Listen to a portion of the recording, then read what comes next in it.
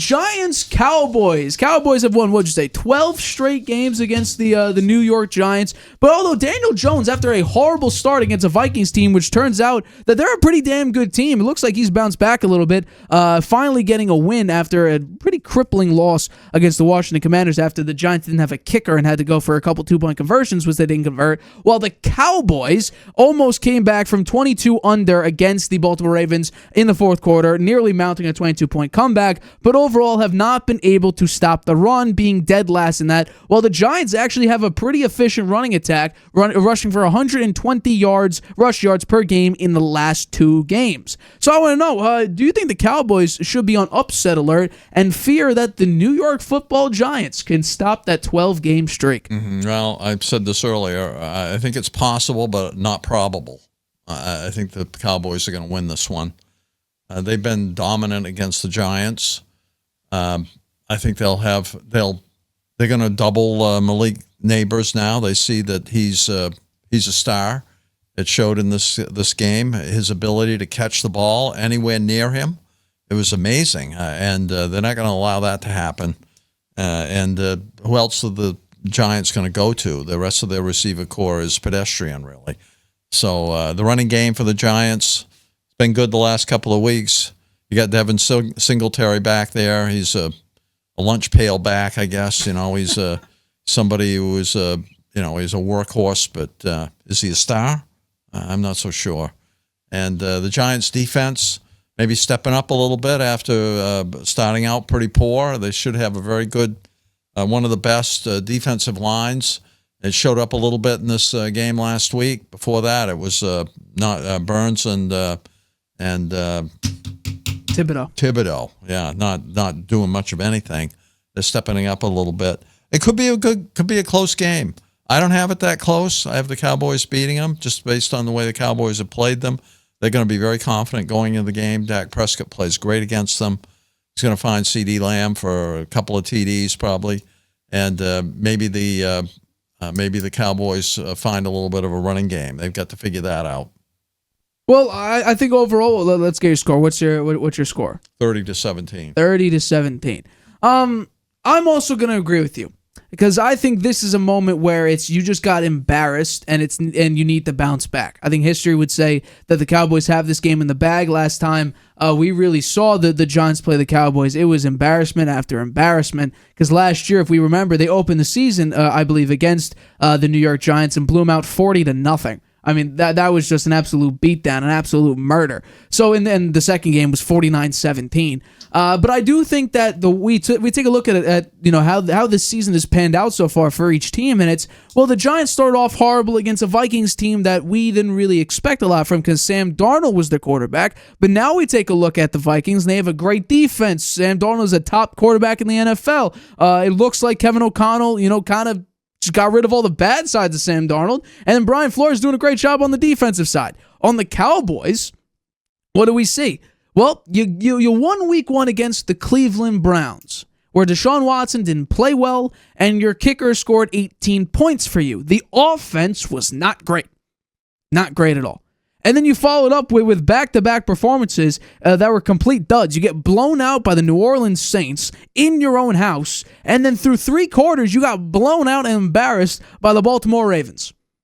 So what do I expect from the New York Giants-Cowboys game? I expect the Cowboys to win. But I think what history would tell me is if the Giants can get to Dak Prescott and pressure him, because once again, Tyler Guyton, left tackle for the Dallas Cowboys, can't hold up against a decent pass rush. You put Brian Burns, you put Kayvon Thibodeau in there. I think it could definitely cause some problems for Prescott. They do not have an efficient run game. Devin Singletary, I think, will eat up this poor rushing defense that the Cowboys have. I think it's going to be close. I think right now the current point spread is 4.5. I actually have the Giants covering, but the Cowboys do end up getting the win. I have the Cowboys winning 27-23, but I think this game will actually be a lot closer. I understand there's a 12-game streak. I understand it's Daniel Jones, but if you put anything within, I would say, a mile of Malik Nabers, expect him to catch it. Because what we saw, he had one really bad drop, and it was terrible. But against the Cleveland Browns, he couldn't drop anything. There was a touchdown back left of the end zone. amazing catch to get up there, high throw, able to bring it down. Yeah. I mean, he was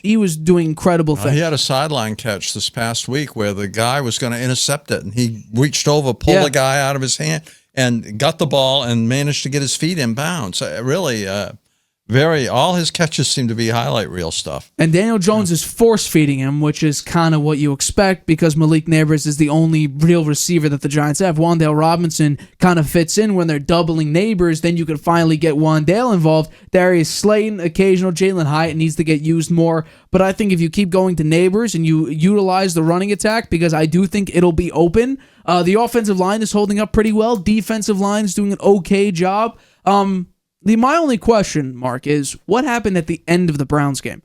Because even though Deshaun Watson, he started off pretty good, but towards the second half, and especially in the fourth quarter, there were opportunities to be had that the Browns could convert and go up by about 1 point, I think, because it was 21-15. They had an opportunity to go up by 1, but Deshaun Watson couldn't hit the broadside of a barn. There were opportunities to be had that I think any normal average quarterback could hit. Deshaun Watson's just a bad quarterback now. I still have yet to see any remnant of Houston Texans Deshaun Watson. I don't see it. I see a guy who can't throw very well anymore. Something is going on. I don't know what it is. Deshaun Watson does not look like a competent quarterback anymore. And what's unfortunate for Browns fans and the Browns organization is unless you don't want to be in cap hell for several years and pay hundreds of millions of dollars, you're stuck with them until the end of the contract. It's a terrible contract. Once again, desperate teams do desperate things. They got off Baker Mayfield as sort of an impulse decision when they offered Deshaun Watson $240 million fully guaranteed. Yeah.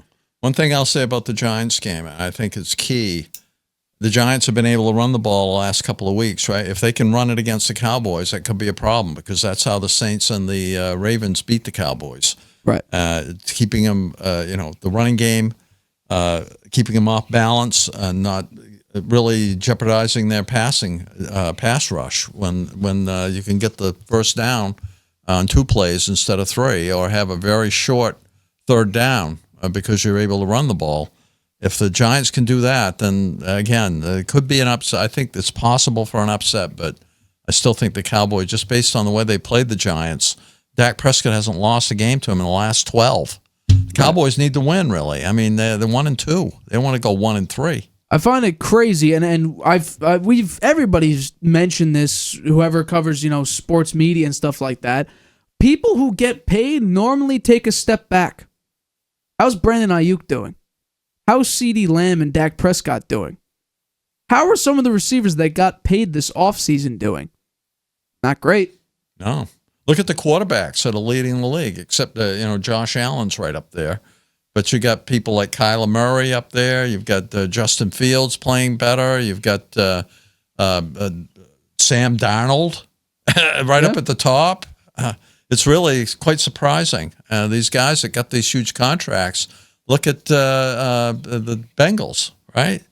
Joe Burrow's not playing well. Joe Burrow not playing well despite his new hairdo.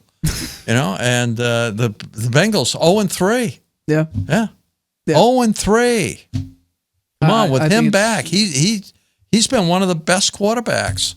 Yeah. And although last year he started out crummy, but he started with an injury, and they let him play, which was a mistake. They should have let him get totally healthy, and then he hurt his wrist.